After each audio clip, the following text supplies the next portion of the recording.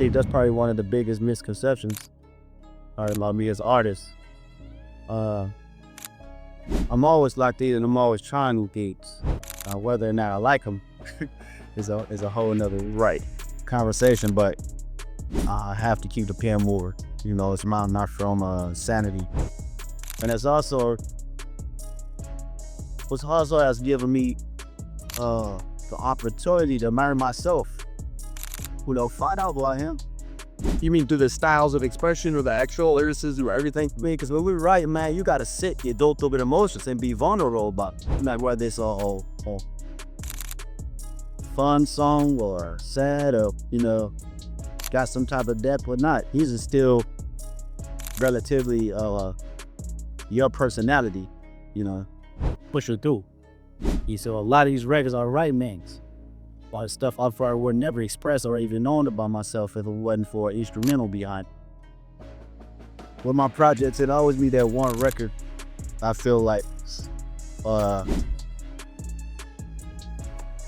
I want everyone to hear, you know what I'm saying? In order to push the narrative or just the message and the tone that I want to get across. Or to have so many other records that have different narratives and tones, you know, like flexion, right? To preserve a space for that one that I want everyone to hear. That's what pushes me, man. That's why I like the Man at the Garden, man. Even the fact that it's at the top of the record. Yeah, that's how it felt like to me, you know. Also just being a fan of your music forever and knowing like where you're at now, man. Like it's this crazy Super Bowl halftime show. And you just keep climbing, bro. It's like amazing. Appreciate it. Yeah, I mean that, though. Man in the Garden, I mean every word on that muff. Man, that's probably the easiest record to write. You know? And I'll figure out who I am in this present moment, you know? It's just really just I want to look at it like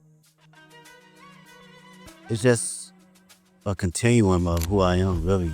I've always stayed to myself, always been in my own bubble, whether it's with the fam or whether it's training. How I process it all is just, I continue to do what I was doing 10 years ago, and that's like, get better in myself, better in the craft, and not look at it as bright lights, you know? And it may sound cliche, but it always worked for me, even when I was young, you know, playing sports or being in the forefront of presentations and stuff like that. It was like, I gotta look at myself in the mirror rather than looking at it as a crowd or, you know, fame and attention. I think, well, what I know is the passion I have now is still the passion I had then. And I think that carried on to the Super Bowl. So it was all about being present. As long as I was present in the studio and present in whatever that line was or whatever that mistake was, rapping or doing hooks or choruses or whatnot, I was present in that moment. I felt that passion. I think being present and not actually foreseeing everything kept me in the grounded state of mind in order to be at, you know, big stages like this. As a writer, you know, and that's what I can appreciate the most. And knowing how much time I dedicated over the years in just trial and error, writing the most terrible shit to some of the greatest shit. You know, we all do it, from writer's block to figuring out how to find inspiration from the most non-popular aspects around me. So it's like, knowing that trial and knowing what I put in as far as my thinking process and what it takes to get there, I do not look at it as a small like endeavor because it's a hit record. No, it's actually some writing in that shit. You know, whether it connect with you on a spiritual level, whether it connect with you on a comedic level, whether it connect with you just on a personal dynamic, it's still from a writer's point of view. Yeah, well, records like that. First off, shout out to Tupac. That's the number one inspiration. That was always one of my favorite records from him and Outlaws. Well, records like that, it's always going into my mind of like, what if, right? And crafting out my what if ideas to the masses. So when I think about concepts and I think about what I actually believe and what I feel, I just go through a breakdown as if I'm reading a book, you know, and how I want people to hear this from a book sequence. So my initial process is, okay, how can I open them up to the story and how can I drive them to the ending point to make them feel truly exactly what I'm trying to convey, whether they take their own perspective from it or they take mine. I just want you to feel it first. The writing is there. Now it's up to me to perform it to where you can feel it. For me, I love being present. I love being present, man. It's my favorite. It's very hard for me to live in the past. Very hard. I respect the past wholeheartedly, but being in the now and being just locked into how I feel and the energy I have now, that's that's the LA energy for me. That's something that I want to carry over to New Orleans and for the world to see.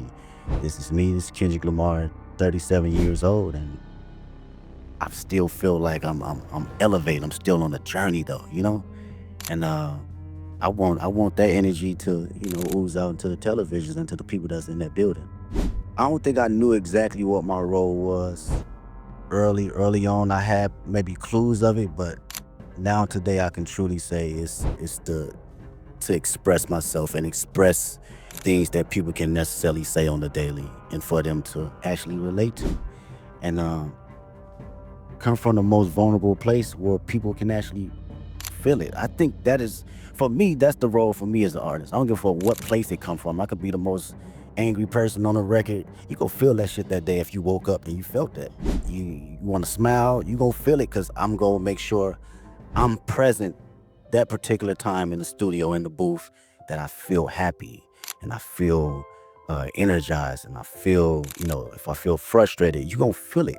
And to carry that as an inspiration for people that's listening that may not have a voice, that I've grew up with cats still to this day can't have a conversation, the most meanest, aggressive individuals, but they can't even look you in the eye and express themselves the way they want to, so they resort to other things.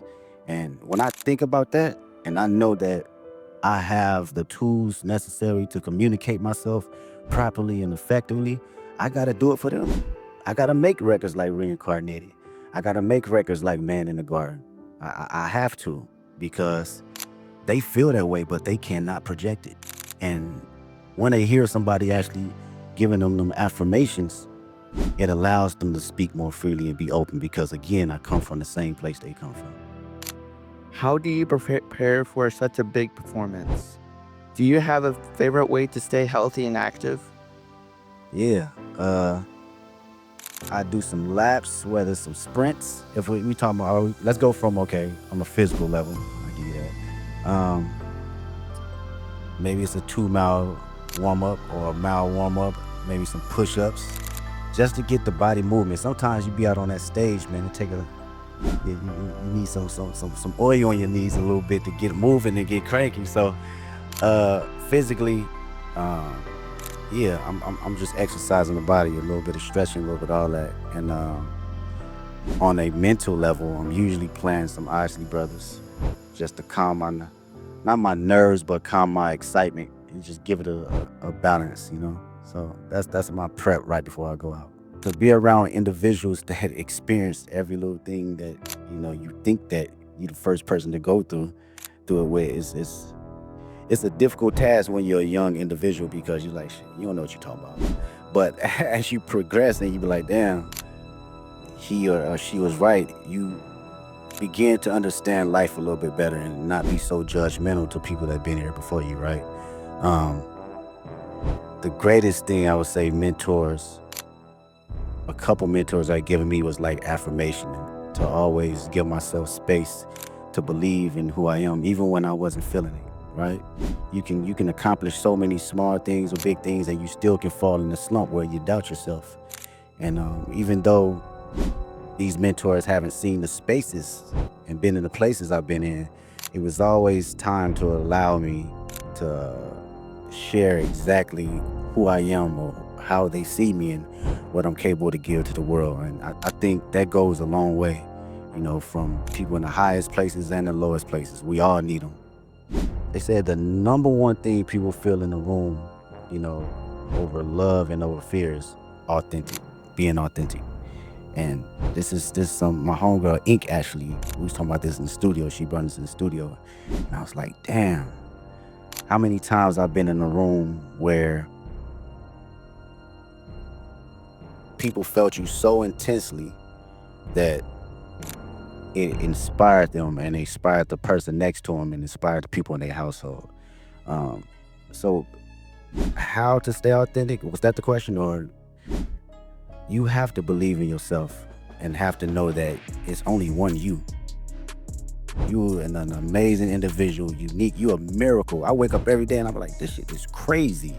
Not crazy from a standpoint of being a celebrity. Crazy just life. It's just wow. When you really sit down and just think about it and just bug out on some wow it's wild. And to know that you are in this existence and in this world, that visual is only you have to know that you got to carry that authentic nature of allowing yourself to say, this is who I am.